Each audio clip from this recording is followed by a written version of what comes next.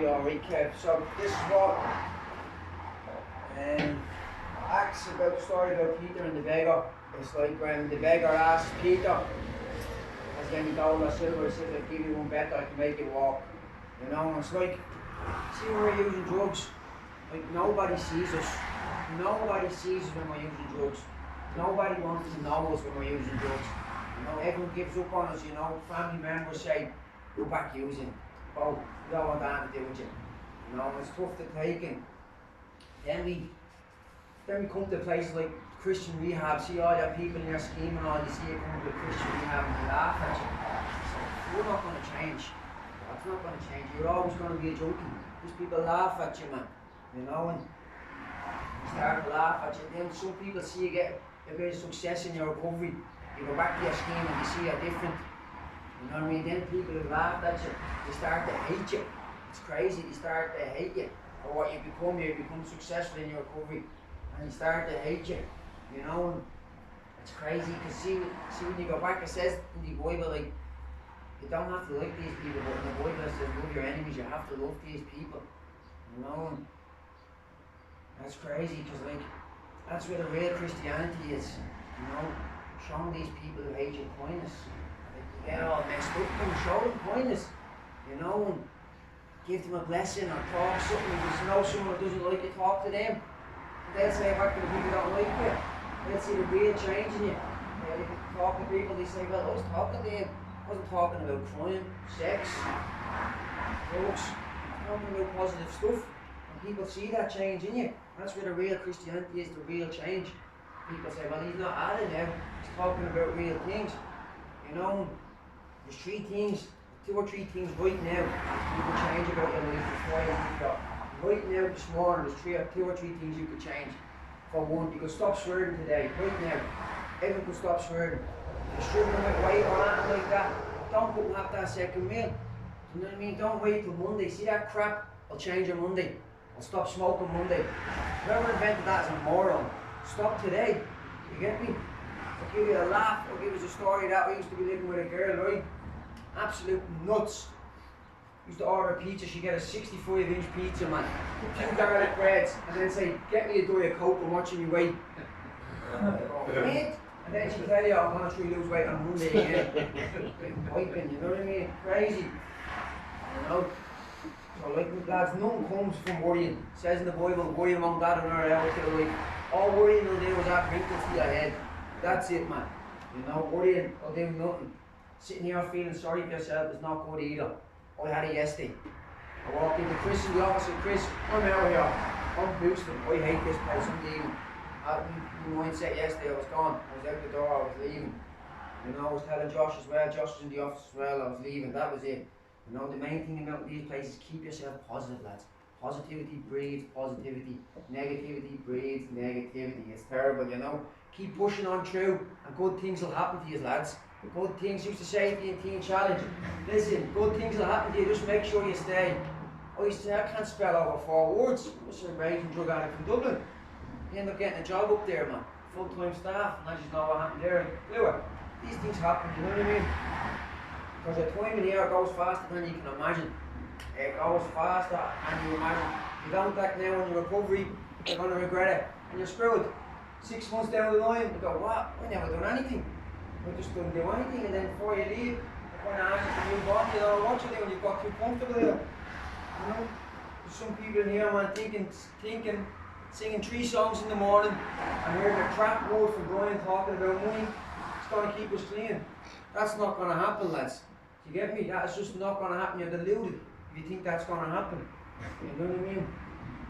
It just won't happen. And see them people who think that's going to happen, God bless them. They're going to need God blessing the most when they live. They just haven't done anything with their recovery. You know? See, sitting around watching telly all day, that's all right if you want to do that. Maybe watch a film at night. Sitting around watching telly, that's your whole life, lads. Sitting around, that's a heavy trigger sitting around.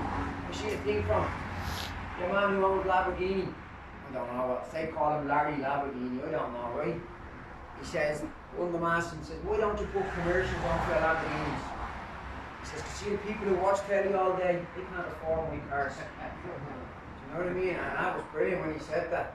You know, Ultimately, lads, you have to take responsibility for yourself and you leave here.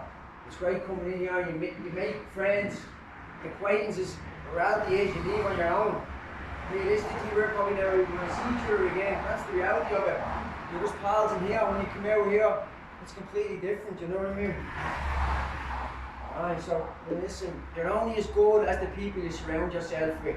That's an old cliche, but it's absolutely true. You know, you surround yourself with positive people, you'll do positive things, you know. If you surround yourself with negative people, you'll do negative things. Surround yourself with people who question you, question your self-doubt, your self-worth. You know what I mean? For example, you're still talking to people on the phones, your pals, or whatever, and they're telling you, listen, I'm a bit of coke here, I'm snorting coke, or I'm still drinking and all. If you're going to go back and you're still hanging around with them people, more likely, you're going to, 80% of the time you're going to relapse. You're going to go to their house one day, they're going to tell you, listen, I'm going somewhere else, you go there, you end up snorting, you end up having a smoke, a beer, or drinking. That'll set the whole ball rolling, that'll set the allergy off of you again, and you're screwed. And that's the reality of it, you know? That's the reality of it. And you know what self-control is? Self-control is strength. We all need self-control in their life. For example, at the minute, phones. Self-control of the phone. My self-control is out the window at the minute, lads. I'm watching porn constantly. You know what I mean? I'm on websites talking to crazy women. It's just absolute pointless. It's something we need to work on.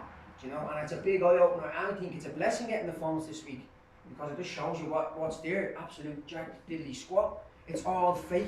See, porn and all, it's all just fake crap. That's all it is. You know, we don't need it in your lives. You know, we need positive things, you know.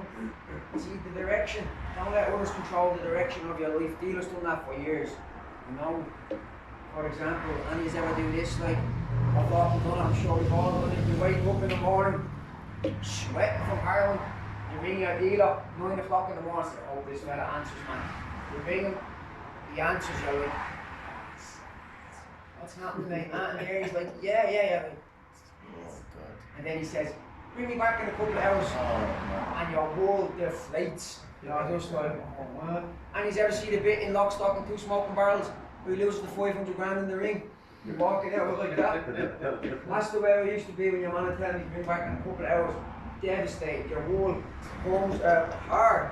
It's piping, man, you know. And that's the control them dealers have over us. It's crazy, you know. So listen, as we're all writing a book, you know, a book on life, and I was doing this Teen Challenge, right? It was insane.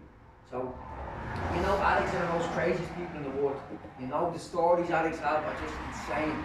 So see, when fellas used to come in after a month or 6 weeks, we used to have a little notebook. You see, when I left these times, I lost it. I used to have a little notebook and I get comfortable around the lads. I'll pull a fella aside one day and I'll whip and say, right, mate, tell me the craziest thing you've done in addiction. Tell me, I swear to God, I had some absolute crazy stories in this book. And I used to, and I'm thinking, see, that book would be a bestseller. Every one of us in this room has a bestseller book in us. Okay, crazy stuff we've done. Crazy, you know. So it's not how you start your book, all books start off crazy. It's how we finish it at the end. You know? Because like, it's time to take action in your life now with your recovery. You know, it's okay becoming a Christian. So can you imagine, right, going to heaven, you get to heaven, you go, yes, I'm in, thank God. Receptionist in heaven goes, hang on for a second, mate. God wants to see you for 1 second, into that room. You go in, you sit down with God. He says, welcome. You sits down, writes on a piece of paper, and he gives you the piece of paper. And you open it. God says, that's what I had for your life in the earth. That's what I wanted you to do. That could have been anything.